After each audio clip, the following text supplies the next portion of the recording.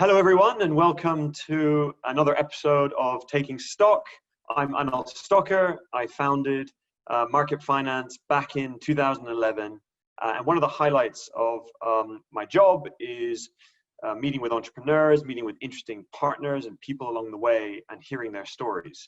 And today I am very happy to be talking to Gary Turner, who is the co-founder and managing director of Xero here in the UK. Xero is the now well-known accountancy software for small businesses here in the UK. And I met Gary early on in my journey when I started the company. He's been a great mentor and he's given great words of advice and encouragement along the way. I see him at least once a year at the XeroCon event, the big show that Xero puts on for accountants across the country. And a big highlight for me was back in 2018 when I got onto the main stage and spoke in front of 3,000 people. I think that was the biggest audience I've ever spoken at. And it was a little bit terrifying, but pretty exhilarating at the same time. So Gary, really, really happy to have you here. And thanks for taking time to be on the show. Well, thank you very much for the invitation. I've loved watching you guys growing. I mean, it must be about 8-9 years now since you first got going in. And we've all been growing, you know what I mean? Like back in 2011, 2012, we were all relatively very early on. And so it's great bouncing ideas off each other and supporting each other mutually. So love working with you and your team, and thank you for the invitation today. Excellent. And, a stat that really resonates is when you joined Xero back in 2009, your revenue was £50,000 a year, and now it's something like 90 million. So, if there's ever a good person to talk about scaling and building a company and the issues facing small businesses, we've got the man today on the show. So before we get into that, I have to start a little bit with a stepping back and thinking we're living through pretty crazy times, COVID, lockdown. I think we've been at home for over 2.5 months now, coming up to 3 months. And in the last week, obviously a lot of fellow entrepreneurs and I know a lot of companies are spending a lot of time talking about issues like inequality and diversity and zero tolerance to racism in whatever form. So Gary, how are you handling that, the events of the last few weeks internally at Xero? You're a big team now in the UK and must be very diverse. So, what's happening internally and what have you said and what's happening in the company on this? So it's unavoidable as an issue. I mean, I think it affects everybody, despite the fact it's happening in North America and it's like an ocean away. It's really close to home because we all are affected by that. And we all recognize that wherever you go, diversity, either unspoken or like explicit racism or prejudice or the lack of recognition of how important that is as we're all building our societies and building our businesses. And so I think it's incredibly important to talk about it. We've been talking about it internally. We use Slack and a number of other mechanisms to kind of bring our people together, and particularly in a lockdown context, these are really important. I'm doing an AMA and Ask Me Anything with my team next week, and that's going to be one of the areas that I know that we've been getting lots of questions. So what are we doing? Where do we sit on that spectrum of opinion, and what are we doing about it? And we already took our responsibilities around diversity and inclusion seriously. We have a diversity and inclusion team. We have activities, we have policies. We're trying to not only reflect the best kind of behaviors when it comes to diversity and respecting the difference in the makeup of our people and our workforce, our management team and our board. And we report on that as a public company also. But I think what's happened in the last week has really just shone a light on how much ground there still is to travel there. I guess there's a viewpoint that should companies be getting into expressing opinions about what's happening in the US right now, and there might be a lobby that says that they shouldn't, but I strenuously believe that we should be. I think if to nobody else, to our own people looking for comfort and looking for guidance and looking for reassurance that we're embodying the right culture and the right behaviors there. And so, but yeah, it's tough. 2020 is a year I think we'll be glad to see the back of in many ways. Every week there seems to be something else that's challenging. But yeah, the events of the last week with George Floyd and the resulting kind of uproar around that is something that's hard to not comment on and hard not to reflect on. What about you? I know that you guys have been talking about it also. Really interesting. It's you know, there's a lot. It's very nuanced, and it's very difficult sometimes to show that you care. But you also want, you also want to create a safe environment, right? That people don't feel like, pressurized in some way. But I agree with you, that I think that for me, it's very important for me personally to say what I feel, but also what the company feels. I think restating our commitments to diversity, zero tolerance to discrimination, and highlighting the inequalities that still exist globally. It's not just in the US, globally, in this country as well.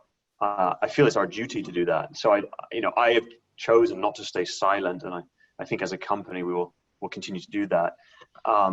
But the point on diversity, I think we all have to work harder at it. I think we're not exactly where we want to be. I think that's been a criticism of tech companies, that there are big discrepancies, and ratios are not what you would like them to be. And just if you look at gender as a simple one, even at our company. So, and I know that you have some personal kind of things that you do to help with that. One of the things at XeroCon, this event that you put on, is you're trying to get 50-50 panelists, male female panelists. And maybe just, do you want to touch on that a little bit? Yeah, I think so like, talking about what's happening is important, but ultimately it's just words, and we're measured by our actions more. It's what we do, not what we say.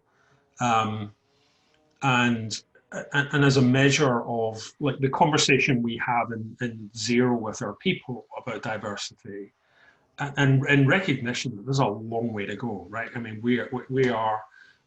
We're still not the most diverse business, and certainly not we don't represent the diversity that we aspire to, and everybody's on a journey.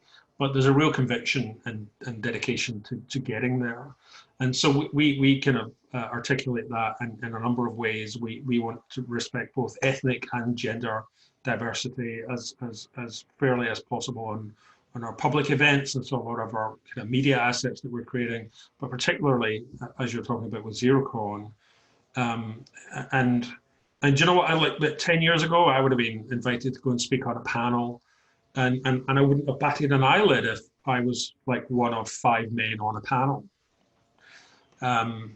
But now today, and the kind of awakening for me on that is that's completely unacceptable.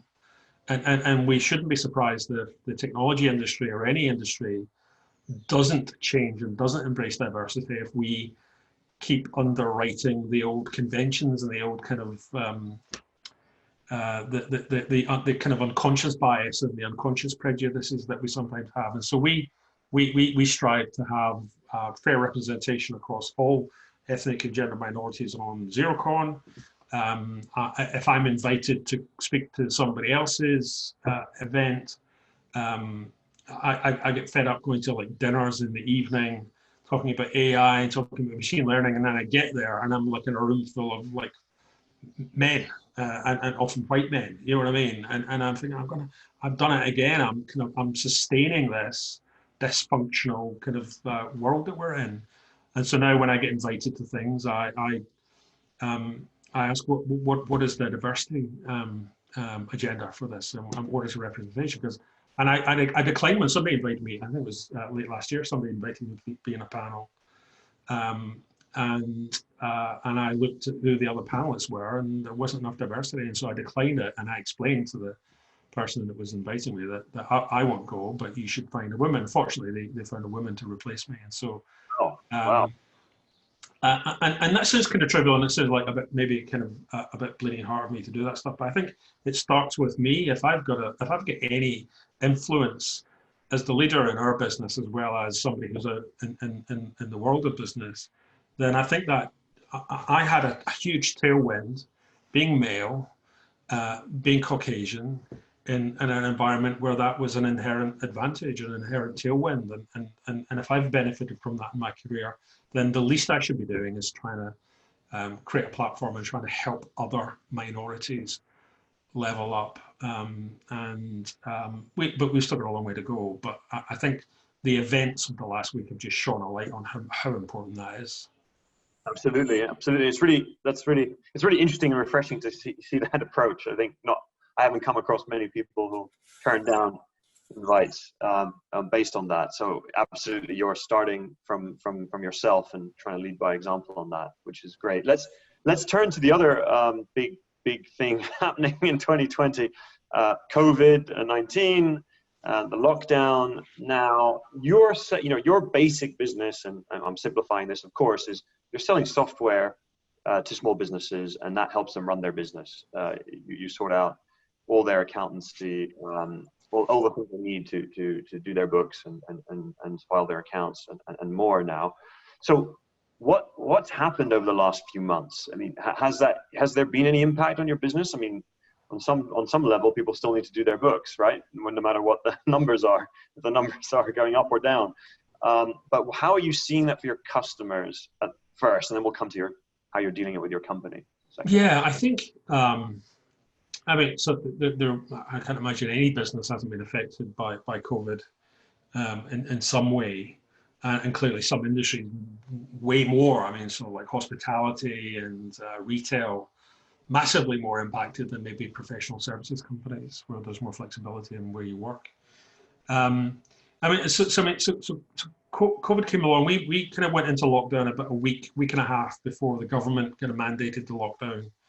And we were already predisposed to working flexibly anyway. And so we're a kind of cloud generation business. And so we don't have file servers, and we don't have like data in on hard disks inside of buildings that we need to be close to use. And so we were already working flexibly, even in our customer experience, customer support teams, where you'd think you'd need to be kind of anchored to a desk or to some customer center, a customer experience center. I mean, our customer service and even our inside sales teams have been able to work from home pre-COVID. So our priority to begin with was clearly managing the transition of our people, making sure that our people were okay and they were safe and we were accommodating them. But very quickly it then turned to what do we need to do for our customers? And so we did a number of things. We kind of reprioritized our development efforts. And so there were some things that we were working on that were going to be landing later in the year or next year that we brought forward. So we launched a new kind of simple 30-day cash flow view.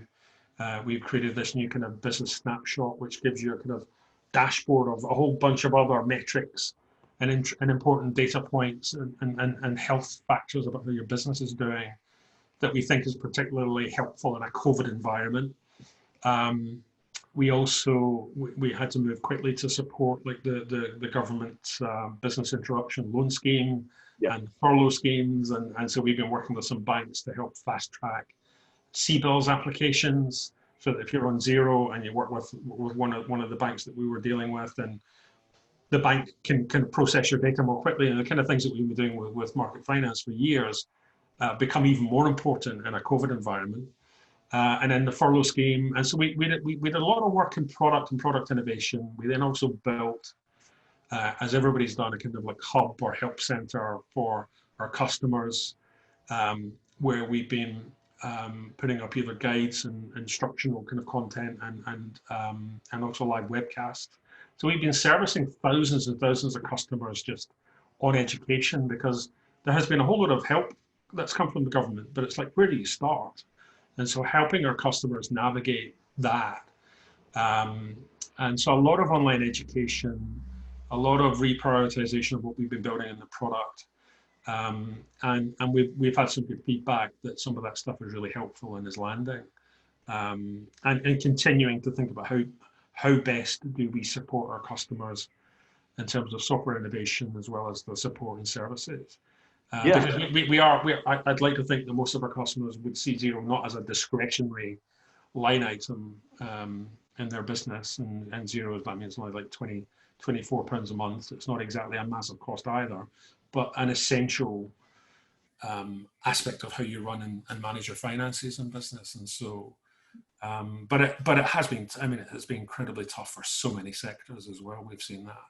Yeah, and I thought, you recently improved your data science and your data warehousing. So you must be able to see quite a lot of interesting things in real time. If you're for the furlough scheme, you must be able to see, people have to account for that in their books. We're just, and I mean, some of the things that we're already doing. So we're already publishing kind of high level business health metrics. So we look at a whole lot of anonymized platform data, so like number of invoices in a day and the average payment terms on those invoices, and how many of our customers at any one point in time in a month are cash flow positive. And we've been publishing that data in a limited way for a couple of years, and we're kind of recutting some of that, and we're going to be releasing some of that in the next couple of weeks, just about the measure of impact and which segments have been laying people off and which segments have been most affected by COVID from a financial impact, and obviously things like payments and settlement terms. And coincidentally, we reduced our own payment terms to 10 days. So we're paying all of our suppliers' invoices in 10 days as our bit to try and kind of help with that whole cash flow thing. So I think in a couple of weeks, I think by the midpoint of June, we'll have added to the data that we've got the May data, and so we'll be able to look at the kind of first 3 months of COVID and what that impact has been, and then how's that shaking out, and then looking at the impacts and trends, and we'll be sharing that with the wider public, and possibly, I'm sure people in government might be interested to know that if the furlough scheme has had any impact, what does that look like? Yes. And of course, modelling, what does that mean if that rolls off in October? Are we delaying an impact, or are we bridging to recovery? And if we can add any insight to that with the data that we can provide, then for the greater good, then obviously we would do that. And what's your gut feel? How bad will this be? How bad is this going to be for small businesses? I mean, those are your customer base. So listen, I think it's difficult to be really specific about it, but the quantum is going to be significant. And if you look at like what some of the government estimates around GDP, you're hearing numbers of like minus 20%, 30% contraction in the economy in a quarter, which is uncharted territory. You know what I mean? It's like, I don't think anybody knows what that means. And when you're in a world where even the smartest economists on the planet would never have modeled that as an outcome, then all of a sudden nobody's an expert and everybody's an expert. And so I'm now a self-appointed expert on the economy. And my gut feel, and from the anecdotes and from the conversations we're having with our customers, is that I think, and from others, as I believe we will see a pretty big bounce soon, because the retail's opening up shortly. There's a lot of money sitting in bank accounts that nobody's been spending, and there's a lot of stock in stores that needs to get moved, and cash needs to get into the economy. And so I think we'll see a relative to the first quarter, a more buoyant second quarter. But and from speaking with analysts and from speaking with people in the business more broadly, there must be some medium-term infrastructure impact to the economy as well. It isn't just going to go back to normal in 6 months' time, because there already have been significant job cuts and redundancies across the economy.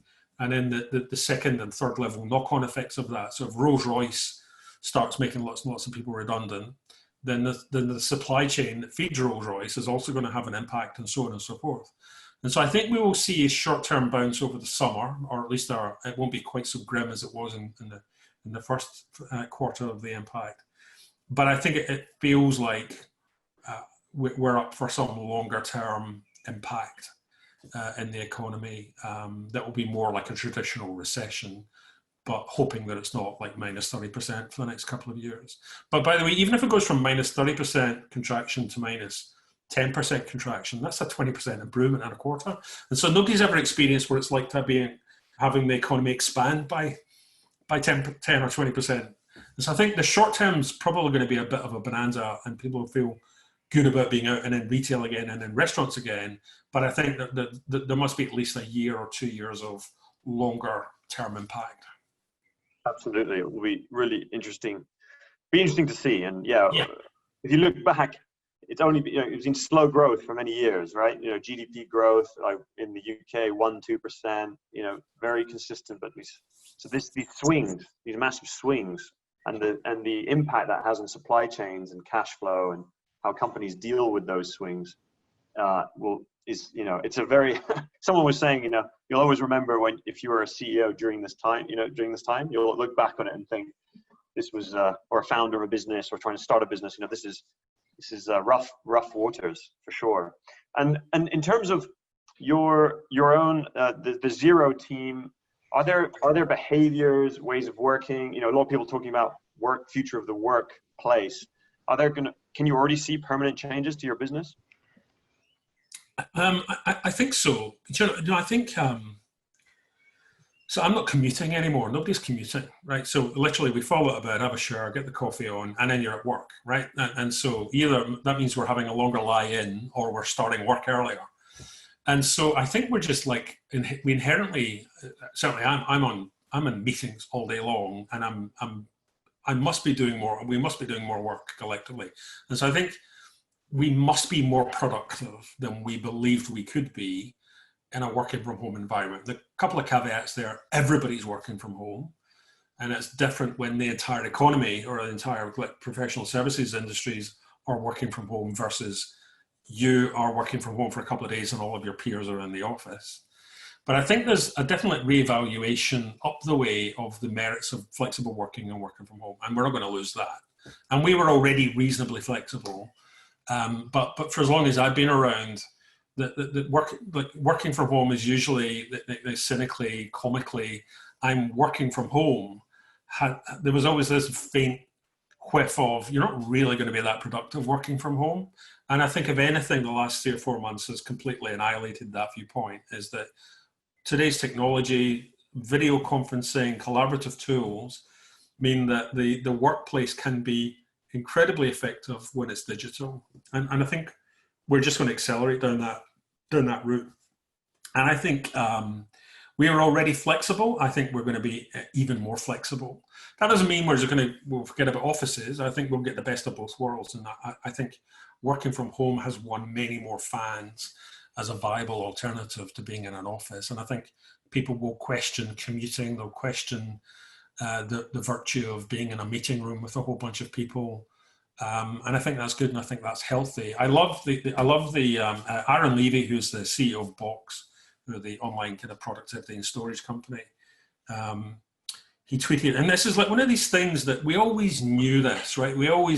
It's a truism that's been hiding in plain sight, and it's not like rocket science or a revolutionary thought, but he tweeted something going into this, which I thought was incredibly profound. And it's that pretty much, you look at most businesses, the business processes and their systems are traditionally, at the core, are quite traditional. They're people powered, they're traditional, they're not digital. And many businesses would be traditional at the core and digital optionally around the edge. And so you might run a retail store and you've also got a Shopify front end, but actually it's kind of a part-time thing, and the main thing is your shop. And Levy said that, like, going forwards, that's going to flip. You're going to be building, you'll be digital first. The core of your business and all your processes will be digital, and therefore much more resilient to changes in the kind of environment in a way that people aren't. And traditional or analog on the edge, where it's appropriate in your customer experience to have people, where it's appropriate to have traditional interfaces with your business, those will move to the periphery where they're still effective and valuable. but the core of your business will be incredibly more resilient. Now, that isn't a new idea or a new thought, but I think what COVID will do is bring that into sharp focus. And this digital first workplace or a digital first business model will, like, everybody got that memo in March, and that's not going to go away. Yes, that's absolutely right. I mean, I've spoken to so many. I went to visit a lot of businesses, and sometimes you'd have, especially if it's a business been around for a while, they might have employed like an intern. Like, oh, she's the website.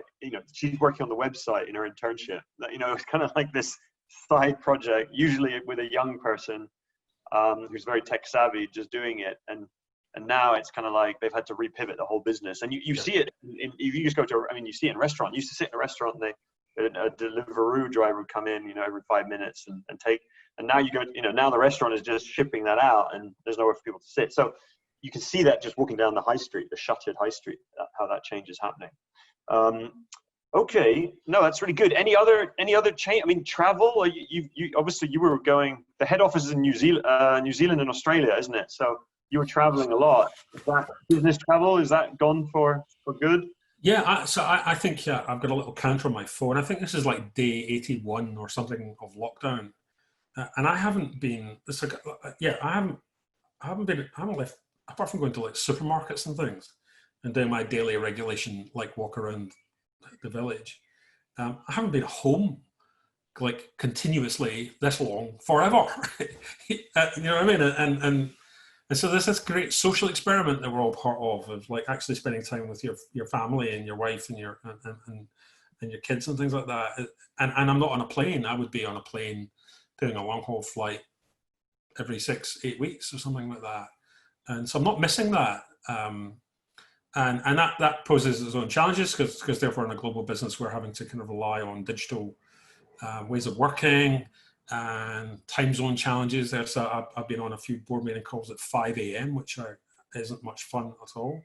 I'll be on a call until 1 a.m. this evening or tomorrow morning. And so, but I'd much rather do that from home than get jet lag and fly halfway around the world. And so there's definitely been a change to my travel. I'm hardly driving anywhere.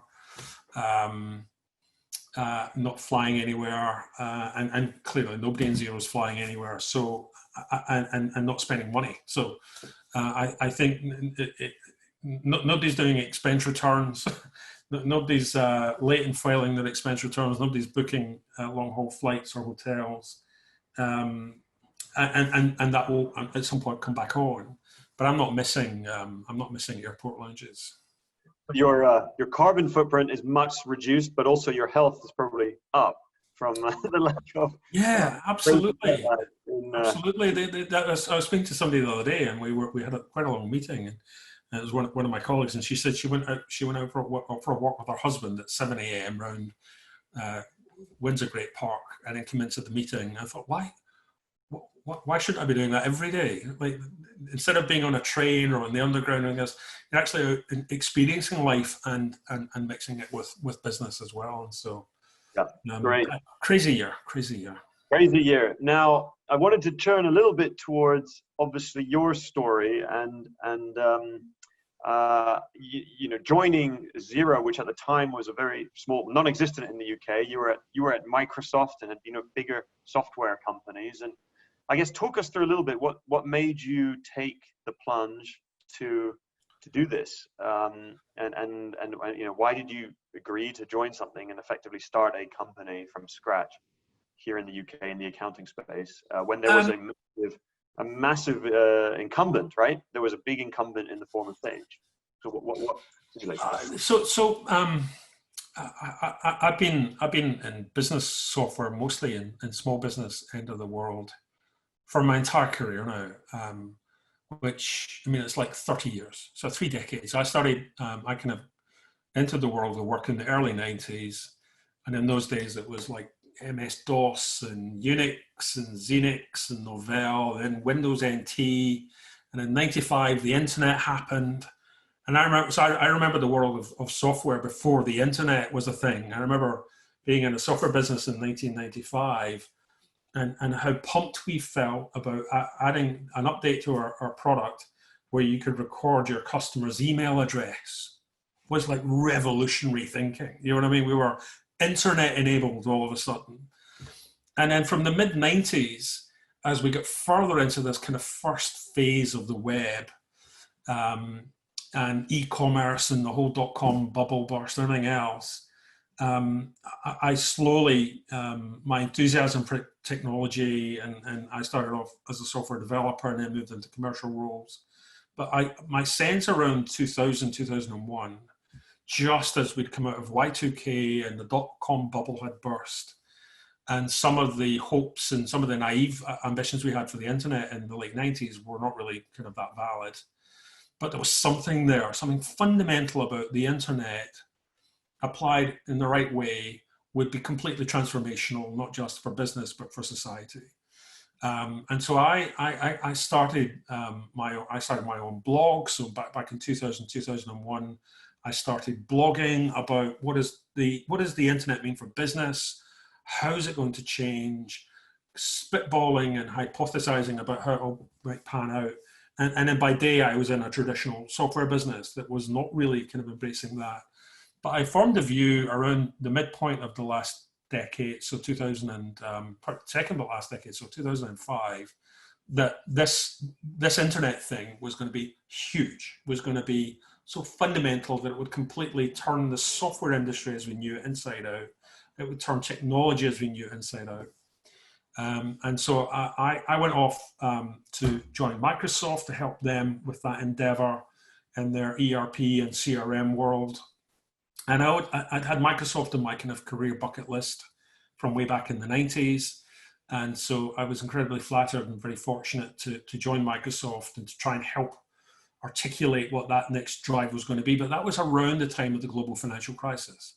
And so I got to Microsoft just as the kind of shutters on innovation began to come down, because nobody was spending any money and the GFC was huge. And so it kind of didn't really progress very quickly at Microsoft, but I knew it was going to happen somewhere. And I knew that the cloud, and I knew that building software that ran on the internet was going to be the future.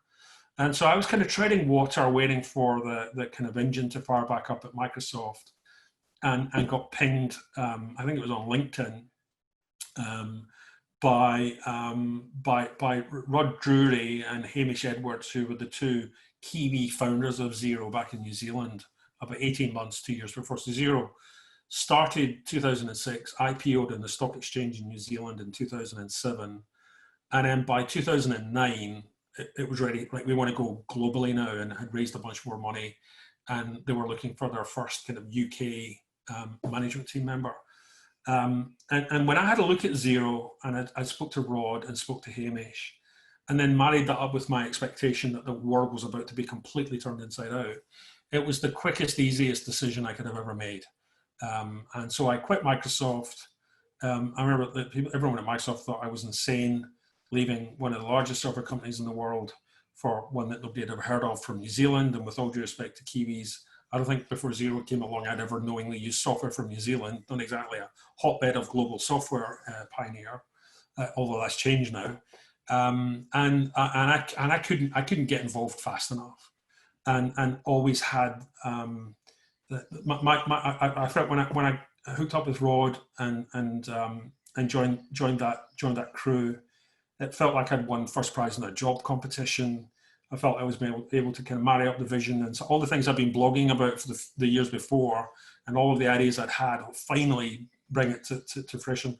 I'd never done a startup before, so I was 40 then. I'm 51 now, so it's like 11 years later. So I'm going to have to do a startup. I've never done one of them before. And so it was the combination of a whole lot of things. And 11 years later, I still feel like I've won first prize in a job competition. I think I love the category we're in. I love the opportunity to change and reimagine business with technology. And every year that gets even bigger. So I'm feeling very fortunate.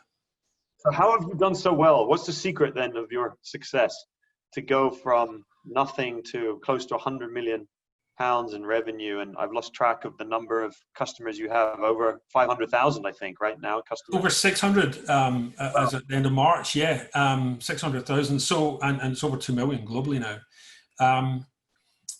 You know, you got to have a good product, you got to have a good idea, you got to be able to execute, and you the kind of the core ingredients at the beginning have to be there. You have to have at least an opportunity that's untapped. You have to have the vision and the ability to execute on that. You have to have the audacity and the ambition to go and raise lots of money to make it happen and really go for it. There's no point. It's like go hard or go home. And then once you have those ingredients, which are quite rare to find, then actually the other 95% of it is people. I'm a bit of a jack of all trades and master of none, and I'm very aware of what my personal limitations are, and what I'm good at and what I'm not so good at, and there's many more things I'm not good at. And if I'm good at anything, it's been able to spot great people, and we've got a great story and a great inspirational kind of vision and story that hopefully is attractive to great people to come in. And so if I'll take any credit for the last few years, it's been spotting great talent, convincing them to join, and then getting out their way. And very much operating as this concept of servant leadership or being humble as a leader. It's not about, and I think lots of people have this preconception that you have to have all the answers. You need to be the smartest guy in the room, and you've just got to like get people to follow you. And I don't think that's true. Tom Peters tweeted something earlier in the week. This is like, great leadership isn't about having all the answers. It's hiring the best people you can hire and then asking great questions of those people. And I think I identify a lot with that. I'm just curious. I'm just constantly, how can we do better? How can we fix this? How can we pivot? How can we elaborate? How can we extend? I don't know the answer to it. And I don't care whether I have the answer or whether the answer comes from anybody in the business. It's just in pursuit of the best answer, the best outcome. And I get a lot of pleasure from bringing smart people in, getting them aligned, getting them motivated, and then just asking questions and asking the right questions, and then stepping back and letting them run. And I think that's been a huge part of success. And that's not just my team of the people that work with me in the leadership team. It's the whole company, and instilling that in your culture, instilling that in your values. It doesn't matter whether the right answer, the best idea comes from somebody who joined yesterday in our front of house facilities team or our global head of strategy. It doesn't matter if it's the right answer, it's the right strategy. That's the one that wins. And so I get a lot of fun just playing with smart people. That's really hard. What you just said is actually very hard. It's something that I've had to learn. It's actually, when I talk to other founders as well, being like a founder there on day one, where you have to do everything, you have to come up with the best answer, and it's very hard to change that, but you have to. Like, if you don't change it, it doesn't work. And I've learned that the hard way myself. And trying to think of everything, right? Trying to do everything, and not actually relying on the people around me to actually come up with much better ideas. And there's many different ways to obtain and achieve your objective. There's not just one way that you think. You might think of one way, but there's not one way. Yeah, I'm very happy being the dumbest guy in the room. I often say that, and I don't mind coming up with really dumb ideas. It's like I firmly believe you have a hit rate, and for some people, it's like 1 in 10 ideas are good, or 1 in 100. I don't care, and you got to get through the really bad ones to get to the good ones. So, like, just get them out, and don't be precious about that. And that's the thing as a leader, that you have to adapt to, because you're right, when you do start, then you need to know everything.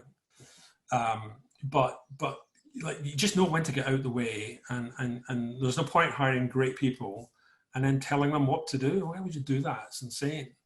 And actually, it's too hard. Like, there are too many ideas that we need to work on. No one person's good enough.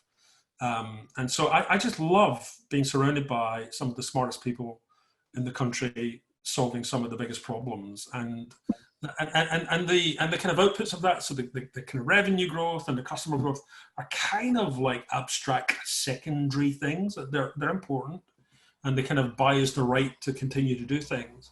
But the most pleasure I get, and the reason I'm not artificially enthusiastic, I am legitimately enthusiastic about this, and I've been doing it for 11 years, and I probably shouldn't be, but it's to do with just how much fun we have creating and building stuff that makes a difference, helps our customers, helps businesses, hundreds of thousands of them, and be surrounded by smart people every day. And why wouldn't you be enthusiastic about that? But it is a challenge. Not everybody makes that jump. Yes, yes. And a lot of final few questions really around this bit is, a lot of people start companies when they're big, what look like big competitors or big institutions incumbent. Has it been useful in some ways having a legacy, a big legacy player in the market? Has that almost been an inspiring thing for your company to fight against? Yeah, I think it has. You've always got this kind of asymmetric kind of viewpoint on things, and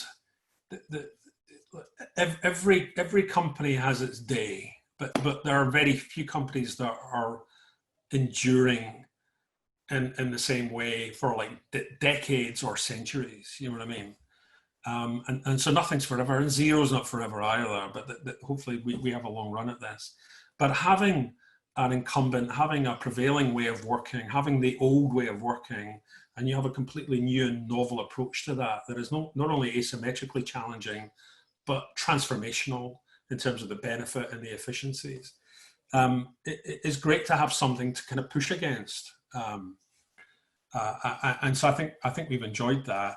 Kind of creating that contrast in the market and challenging expectations, I mean, this is accounting software. It shouldn't be exciting. The stereotype, you got a barbecue and people ask what you do, and I usually just say I'm in software. And I hope they think it's like rocket guidance for SpaceX or self-driving at Tesla. And they go, what kind of software? And I say, accounting software. And they quietly kind of move away to speak to someone else. And so accounting software doesn't have a great rap in terms of, like, it's not the most vibrant category, but it's essential to all businesses. I mean, managing your finances is kind of important. And it doesn't take much imagination to rethink what that experience could be and how much better it could be. And so coming in with a very fresh take on that in a pretty dowdy marketplace with low expectations has been great. It's been great fun for us to be that new contrast, whether that's like, and you see that with Netflix and Spotify and lots of our new kind of digital alternatives today are radically different from what came before. And so I think that has been important for us too. Absolutely. And I guess final question then for you is, where do you see Xero going then? So what's the next 5 years hold? And already I see, there's been some movement. Of course, we've spoken with your, our teams have spoken about how Xero is well placed to help businesses in a lot more than accounting. So what are the kind of some of the highlights that we can look forward to from Xero and market? I think as successful as we have been, and we've been very, very fortunate that we've enjoyed a lot of success. I still have this really, really strong sense that it's still quite early on in this journey. You know what I mean? I think that although I've been in technology for 30 years, and we're now at the current, most recent iteration of where all that's coming together and converging, I happen to believe that this is now just the beginning of the real revolution. And the first 30 years or the first 50 years of mainframes and everything was like the necessary preamble to the tickets to the game, which is now starting. And so I think that as much as we've been successful, I think there's a lot more ahead of us. And then really broadening our horizons into what are the other ways that we can add value and help our customers, whether that's giving them support through COVID and helping them navigate that, or helping them realize what their new digital kind of business model transformation opportunities are, and what part can we play in that, what part can we play in that, partnering with market finance or partnering with our other partners there. And so I'd like to think that the next 5 years or the next 10 years of Xero's life will be significantly bigger than the last 12, 13 years of the company's existence.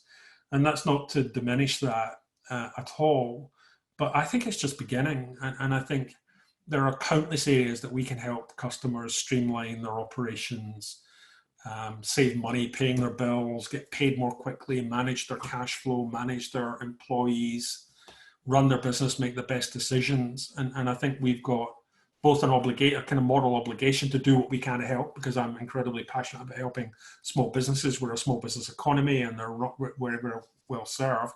And if we can help with that, then we will. But I'd love to think that we will grow, and the story of Xero in the next 10 years will be even more successful than the first decade or so. And that will manifest itself in a number of different ways. And so just really, yeah, still kind of excited, still really ambitious about what the future holds. And that idea that I've kind of latched onto at the beginning of my career, that technology, the magic of software, transforming and changing business realities is even more important today in a COVID environment than it's ever been. And so we feel like a real sense of duty there to help with that. And so we're just going to hopefully keep growing.